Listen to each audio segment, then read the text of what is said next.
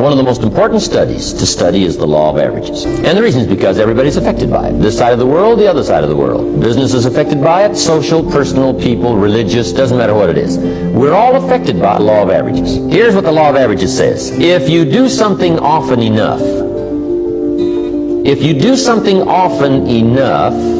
you will get a ratio of results. Now, there's a Bible story that teaches the law of averages. It's an interesting story called the parable of the sower. The sower in the ancient days was the guy that planted the crops. They called him the sower. Now, the story of the sower is a typical story of life and people and results and what you can expect. Now, the story with the sower, with the excellent seed, highly ambitious, opportunity all around him, he has the capacity, he's got the seed, everything's ready, and he starts out to sow to get some results. Now, it's an interesting story about what happened to him. He starts out to sow the seed early in the morning, but the first part of the seed that he sows falls by the wayside, and the birds get it.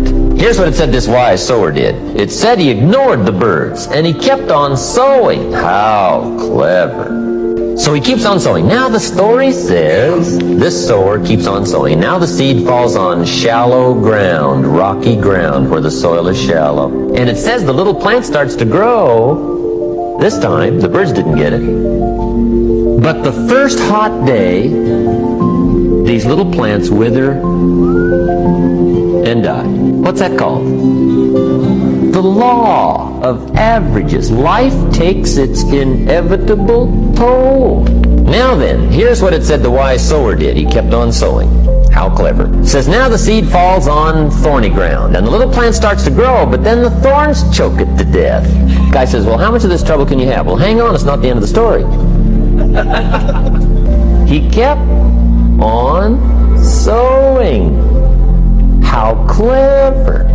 He understood the law of averages. Now, it says, finally, the seed falls on good ground. That's what it says, good. Somebody says, how do you find the good ground? Answer, keep looking.